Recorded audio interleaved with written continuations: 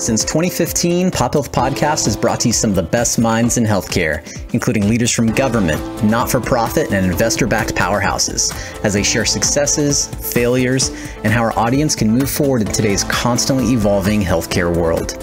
Thank you for joining us for today's episode presented by 24 Hour Home Care. Hello, everyone, and welcome to another episode of Pop Health Podcast. I'm Gavin Ward, host of Pop Health Podcast. In today's episode, I had the opportunity to sit down with Lisa Ramsey, someone whom I've known for about a dozen years now, but didn't really get to know her until the last couple of years when our work crossed paths as we both focus on the Medi-Cal population. In today's episode, we learn some of the myths about Medi-Cal eligibility and how income and asset limits are rapidly changing, especially going into 2024. Lisa shares her story of how she got involved in the Medi-Cal world and has become an expert throughout the state of California. We hope you enjoyed today's episode. Feel free to check out other episodes of Pop Health Podcast by visiting us on pophealthpodcast.com, checking out our YouTube channel, or visiting us wherever you listen to your podcasts. Thanks, everybody. Enjoy today's episode. Hi, Lisa. Thanks so much for joining the show today. Oh, my pleasure, Gavin. Thank you for inviting me. Absolutely. Folks, I've known Lisa for probably, 12 or 13 years, but didn't really get to know her until this past year when my day job had a lot of involvement with Medi-Cal. And so we reconnected. And one of the things I realized for our show is we've never really done a show from a Medi-Cal expert on eligibility and what that means. And that's Lisa's bread and butter and her expertise. So Lisa, we'll be talking with you and learning from you about that today. But before we do that, we like to get to know our guests a little bit. Tell us something about yourself, maybe outside of the workplace that would surprise us, hobby, fun fact, something like that. Well, I have 4 grandchildren, and they're just amazing. Grandchildren are the best. We should have had them first. If you haven't had them yet, once you do, you'll agree. But yeah, grandchildren are the best, and they are the love of my life. That is awesome. And we're in the holiday season. So hopefully, I'm guessing you get to see hopefully most of them during this holiday season. Oh, absolutely. That is awesome. Great. Cool. So you're a grandma, which I did not know. So I've known you for 12 years or so, and now I know that. So that's a cool fun fact. So Lisa, I'd like to get to know you maybe on the background side as well. So where did you grow up and go to high school, I guess? We'll start there. I grew up in Florida, St. Petersburg, actually. It's actually a tourist area. I didn't know, but I thought everybody had beautiful white beaches. And they chased or they ran from alligators and snakes and cockroaches that fly. And a lot of great things happening in Florida. But yeah, I went to Boca Ciega Senior High School there in St. Pete. And my uncle was a police officer there growing up. It's kind of a small town. To some extent, but yeah, I had a great childhood growing up there in Florida, and just enjoyed the everything it had to offer. That's great. So today, of course, we're talking about Medi-Cal eligibility. Can you walk us through, like, at what point, as you were graduating high school, like, were you thinking of getting into healthcare? Did you study healthcare? Were you a clinician? Tell us how you ultimately got into healthcare. Yeah, that's a great question, because actually in high school, when I did graduate high school, I went right into computer programming, learning about COBOL and DOS, of course, and all those old school things now. But yeah, computers was my thing, and I ended up later on getting a job working for Medi-Cal. But never in my life did I say, "Ooh, I want to be a welfare worker when I grow up." Yeah. So let's take a pause. So you mentioned you got a job working for Medi-Cal. How did you go from one coast to the other? So I got married at 19 and moved out here to California, just a few years ago. And when I first moved out here to California, my husband and his family were all in aerospace. So I actually started working in the aerospace industry, and I worked for a couple different aerospace companies. And I really enjoyed that, getting my hands dirty, actually working with the parts and testing them, dielectrical testing, reading schematics and blueprints, and, working hands-on with them. I really enjoyed that. Unfortunately, as many people know, the aerospace industry is not stable. And I was laid off twice. Oh, wow. In aerospace, and was actually thinking about moving back to Florida. And then, lo and behold, Orange County offered me a position as a Medi-Cal worker. And so I stayed, took the position, and the rest is history. Wow. Okay. So I know you don't reside in Orange County, but that's where I first met you. And so now I'm connecting the dots, why you were in Orange County and all of that. Yeah. So Orange County went bankrupt. I don't know if you remember, in the early 1990s.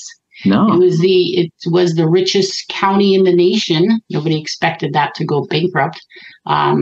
But unfortunately it did, and I got laid off. So that was the third time I got laid off. And then I was living in Riverside County at the time. And so I applied in Riverside County, got picked up right away, went through the training all over again to be a Medi-Cal worker. It's 8 hours a day, 5 days a week for almost 10 weeks. And I've been through that twice. So working in Riverside County for a bit, and then Orange County got back on their feet and they called me back, and I went back to work for Orange County. Then while I was working for Orange County as a Medi-Cal worker, I was approached by a professional who worked in the nursing home industry, and they offered me a position to come work for them as a corporate consultant. So I quit the county and I went to work in the nursing home industry, also known as a skilled nursing facility, a SNF. And so I was in that industry for a number of years. And I don't know if you remember when the PPOs originally rolled out. A lot of companies kind of reorganized when all these changes were happening. And lo and behold, I got laid off. Oh, my gosh. That was number 4. But my supervisor at the time, she also got laid off, and she went back to work for another company she used to work for, and she had them create a position for me. It was a much larger company. They had me working the entire state with all of their nursing homes that they owned. I did a fabulous job. It was amazing. I loved what I do. I loved what I did. I love what I do. So I went throughout the state working in all the different nursing homes that they owned and helping the staff understand how to work with Medi-Cal better, and helping the families understand what they need to do, and just bringing everybody together and making it happen.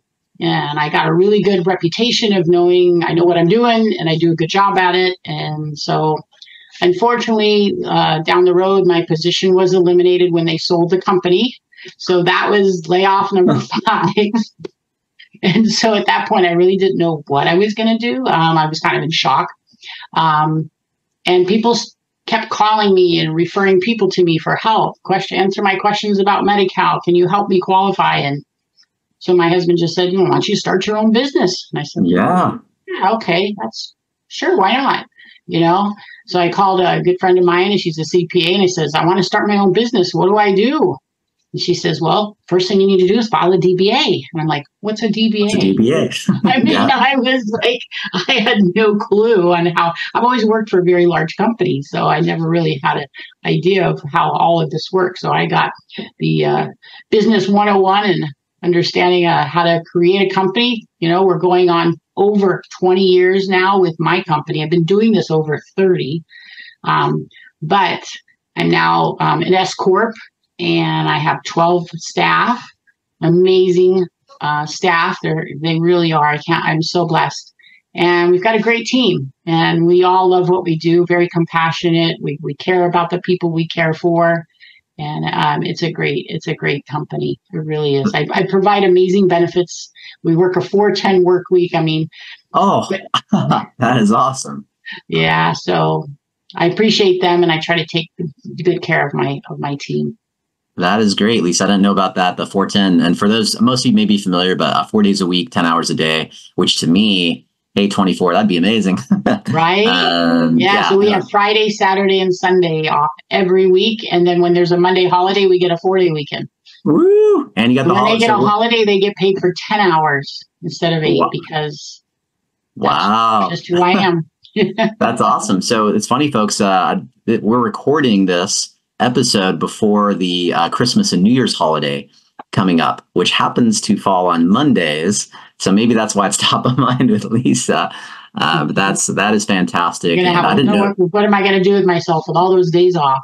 4-day 4-day weekends in a row. Wow, without using any PTO. That's really neat. Yeah. I didn't know you had 12. I knew you had employees, but that's a great dozen staff, which just shows that's a really cool story how you built that expertise and built that network survived 5 layoffs and said, I'm never going to do this. I mean, I'm just interpreting this. You'd be like, I'm not going to get laid off again. I'm going to be my own boss. I know, right? It's like, I'm tired of this. So, but every time I got laid off, I got a better job. I was just very blessed. Amen to that. And there's a plan, right? Yeah. There's a plan when that happens, and it's easier said than done, but it sounds like you knew, or at least the results were positive. It's really a nice story to be able to tell people, especially those who get laid off or struggling through something, some type of adversity. You know, I share my story and be able to tell them, hey, you know, how I turned things around and it ended up for the better. So, you know, stay positive and just keep working through it. I'm right there with you. I won't go into detail, Lisa, and a lot of folks on the show don't know. My middle name is Tenacious, in case you didn't know.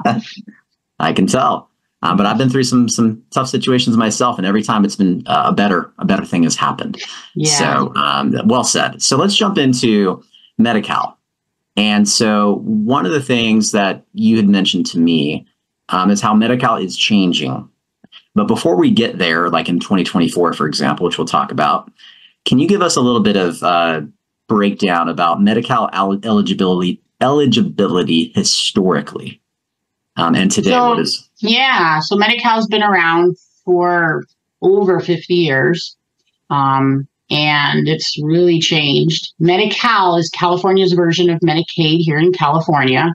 Medicaid is a nationwide federal benefit that's available in all the states, and basically the government gives them, you know, a sum of money to handle their Medicaid program, and then they mandate it and regulate it to how they see fit. So every state's rules are different. You can't move from state to state and take your benefits with you. If you move from state to state, you have to discontinue your benefits in that state. And then when you get to the new state, you apply for the new benefits. Got it. Okay. And that's good to know. If you're in California and you're on Medi-Cal and you move from county to county, you can do an inter-county transfer where you just call the county where your benefits currently are and give them your new address to the county where you're moving, and they'll send your case to that county, and you should not have any disruption in benefits. I make it sound simple, but that's how it's supposed to work. Of course, we all know with the government, things don't really always happen the way that they should, but hey, that's why Medi-Cal Consulting Services is here. Yes, that's why. And that's why you have a lot of folks to help you, because there's a lot of folks in need. So you said over 50 years, it's California's version of Medicaid. What are some of the maybe misconceptions about Medi-Cal that people may not realize? Wow. Okay. So there are a lot. And actually, let me mention really quick that we have a YouTube channel. If you go to YouTube and you put the name of the company, Medi-Cal Consulting Services, you'll find our YouTube channel with about 15 videos. They're all up to date, current, and have some amazing information. I mean, it'll blow your mind because it's the truth. And there's so much misinformation out there. One of the big myths that I hear is that I make too much money. A lot of people think that their income will keep them from applying. Now, let me step back a minute and it kind of explains something. There's 3 different types of Medi-Cal. I go into this in the videos on YouTube, but there's 3 different types of Medi-Cal. There's SSI Medi-Cal, which is through the Social Security office. SSI stands for Supplemental Security Income. Now, it's a welfare program through the Social Security office. And the rules to qualify are very stringent. You can't have more than $2,000. Your income has to be at a certain level. I mean, it's very stringent. Now, the other 2 types of Medi-Cal are administered through the the Medi-Cal office, the state Medi-Cal office. That is Magi Medi-Cal and non-Magi Medi-Cal. Now, non-Magi Medi-Cal is also known as traditional Medi-Cal. And traditional Medi-Cal is the original Medi-Cal that's been around for over 50 years. Now, when the Affordable Care Act was passed, I think in 2008 or something, that's when Medi-Cal was expanded and it created the Magi Medi-Cal program. Under Magi Medi-Cal, which stands for Modified Adjusted Gross Income, MAGI, Magi Medi-Cal is for people who are under 65, so they're 64 and under, and not on Medicare.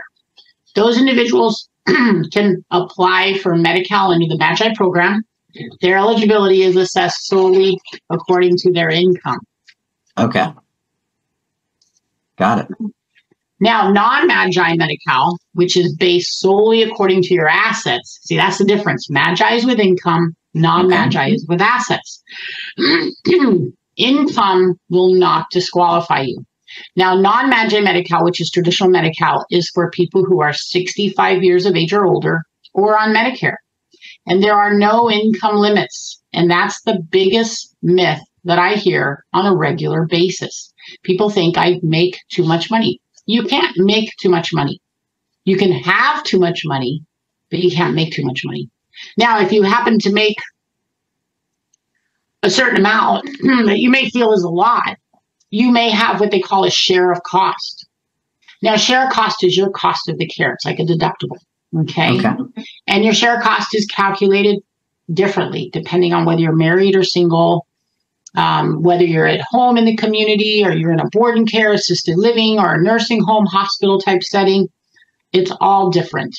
And the calculations are completely different and done differently. So there's no one income limit that people sometimes will say, what is the income limit this year? There's so many different types of income thresholds is what I call them. They're not limits, they're thresholds. That's what they use to determine if you'll have a share of cost or not. Now, there's a lot of strategies that someone can use, if you know Medi-Cal like I do, that will help you get the best of the Medi-Cal possible. And what I mean by that is help you get the lowest share of cost that is available to you, depending on your circumstances. And because of the knowledge I have, the expertise, doing this for over 30 years, I know all the ins and outs. I know the little caveats that can help you obtain the benefits you need and get that zero share of cost if that's what you need. Because some of the benefits that are available through Medi-Cal actually require you to have a zero share of cost. Yes. Okay. That's important to make sure that whoever you're working with to help you knows how to strategize with share of cost. Got it. Okay. So for some reason, I thought like in 2024, there's going to be some changes. Is that true or? Oh my gosh, there are some huge changes that have occurred. One of the biggest changes is that starting on January the 1st, just a little ways down the road, probably by the time this comes out, it'll be past January 1st, so it'll be in place. But Medi-Cal is eliminating asset limits for non-Magi Medi-Cal. So that means after January 1st of 2024, everybody, I mean everybody who's 65 years of age or older or on Medicare at any age will be eligible to Medi-Cal. You'll need to apply. It's not going to come automatically, but you are eligible. Now, they're not going to concern themselves with your assets, except if they're income producing type assets, like an IRA, 401k, or maybe it's a type of investment that pays out an income, whether it's an interest, a dividend, a lifetime payment, or what have you. All those income types are going to be counted when calculating your share of cost. Okay. So like someone who could be conceived as a millionaire will still qualify for Medi-Cal. Absolutely. Yeah. Yeah. Wow. Yeah, that's something. It's pretty amazing. I think I would guess 99% of Californians didn't realize that. Like I didn't, until you told me, I think like a few weeks or a few months ago. I'm like, what? I want to hear more. Yeah, it's pretty crazy. Now, one of the other really big changes coming out in 2024 is Medi-Cal is eliminating the immigration barrier. So there's no longer going to concern themselves with what your immigration status is. Regardless of age, there's no like certain age. Nope. Wow. Yeah. Okay. So I know like there used to be like a gap, like, or there is today, I guess, in like Medi-Cal coverage for folks who don't have a legal immigration status. So starting next year, there's no, and I think there was like an age like 26 to 50 or something was like a weird window. But now there's none of that. So anybody can apply. Correct. Wow. Okay. Yeah. How do people apply for Medi-Cal in the first place? Well, there's a number of ways in which you can apply. Of course, you can call my office and we'll help you. And you can actually use our company, my company, to do a free assessment and a free consultation, no cost, no obligation. And we'll help you understand what your options are. We'll answer your questions, explain things to you, get you all geared up. You can hire us to help you do it. We guarantee our services in writing 100%. That's how confident I am that we'll make it happen. And we provide all of our clients with ongoing case management support. Now, if you decide you want to hire us, that's great. But if for some reason you want to do it on yourself, there's a number of ways in which you can do that. You can physically go down to the Medi-Cal office in your area and apply right there in person. You can also call the Medi-Cal office and you can initiate the application right over the phone. You can also do it online, which is what I recommend. So that's the best way to do it. If you have access to a computer, that's the best way to apply, in my opinion. That's how we do it here with all of our clients. Everything's done online. Okay, got it. And so people utilize your services because it's, I'm just talking out loud here. It's because you know the ins and outs. It's just easier, less time consuming, less frustrating. Well, I know people, Gavin, who have applied 3-4 times and they just keep getting denied. And they're being denied erroneously. I mean, Medi-Cal is telling them they don't qualify. They're telling them their income is over the limit when income is not even a factor to qualify. I mean, there's so many hiccups in the Medi-Cal system to just discourage people, to deny them. It's sad. So sometimes people just give up and go away. And I just want to try to get out there to whoever I can to say, don't give up. Don't give up. I give people free advice all the time. I tell them, if it goes this way, ask them this or ask them that, or call this number and ask for an appeal. I guide them along the way, right over the phone, free of charge. Awesome. And not everybody has the money to pay for a private advocate, so. Yeah. So are you guys hired just for like applying for Medi-Cal or reapplying for Medi-Cal, or are there other reasons people connect with you guys? Yeah, that's a great question. So people will hire us to get them qualified for Medi-Cal, which is one of the main services we do provide. Okay. So people will hire us, like I said, to get qualified for Medi-Cal or maybe to renew their benefits. So once a year, you have to reapply. It's called a redetermination. Okay. So someone can come along who's already on Medi-Cal and say, you know what, I don't want to deal with them anymore. They just keep getting this wrong. I just don't want to deal with it, for whatever reason. And we can take it over at any time. Now, people also will hire us just to take over the benefits. They're already on Medi-Cal. They don't really need help, but they're tired of dealing with Medi-Cal. They don't understand how to use the benefits. They have so many questions. So they hire us for our ongoing case management support. In addition to that, people at times will hire us to help them get their share of cost reassessed. Medi-Cal gets it wrong all the time when they're trying to calculate a share of cost. They'll come to us and they'll say, hey, I applied for my mom, or, me and my husband applied and they gave us this $4,000 share of cost. I look at their information and I say, you should have had a 0 share of cost. Yeah. They don't understand why or what happened, but they're like, you do it. You handle it. I can't deal with this anymore. And we take it over. We guarantee our services in writing, 100%. Give people peace of mind to know that we know we're going to do it, make it happen. And then our ongoing case management support, honestly, Gavin, is invaluable. Just helping people understand how to use these different benefits, helping them understand what that shared cost means. Is it calculated correctly? Mom's in the nursing home. Now mom is going home. Well, the shared cost needs to be reassessed and recalculated. Medi-Cal's not going to do that for you automatically. They don't do anything on their own. You have to basically force their hand a lot of times. And we do that by filing an appeal. So we'll file an appeal. We'll say such and such individual is now gone home. We need the Medi-Cal to be reassessed. A lot of times they're entitled to a 0 share cost now. We need to make sure that happens because maybe they want to take advantage of some of the programs that are available, like IHSS, in-home supportive services, or the assisted living waiver program, the ALWP. Those programs in PACE, program for the all-inclusive care for the elderly.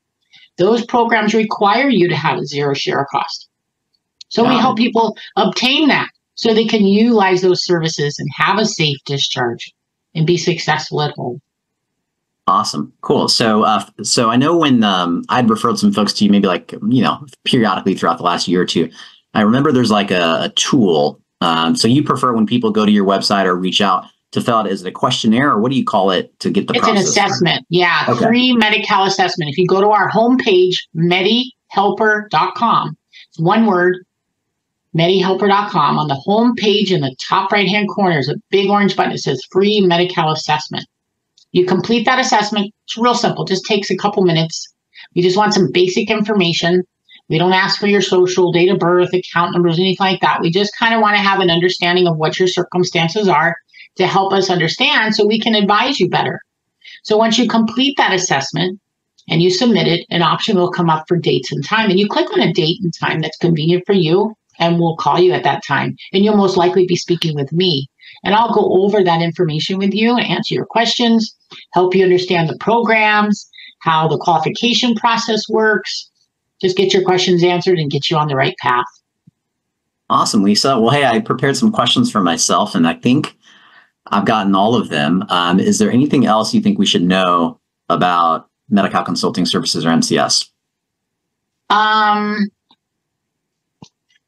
Well, Medi-Cal Consulting Services is probably one of the best companies you can go to, and honestly, it's not just because it's my company I'm saying that, but it's because how we deliver our services. You can look at our reviews on Google and Yelp and see the amazing service that we provide to our clients. But it's hard to find somebody out there that's going to guarantee their work 100% in writing. Most people don't stand behind what they do. But even in addition to that ongoing case management support that comes along with the services, because, someone could probably go out and get their parent or their loved one qualified for Medi-Cal, but what do you do next? They're just lost. And there's no place, honestly, there's no place you can call that says, hey, can you tell me what's available through Medi-Cal?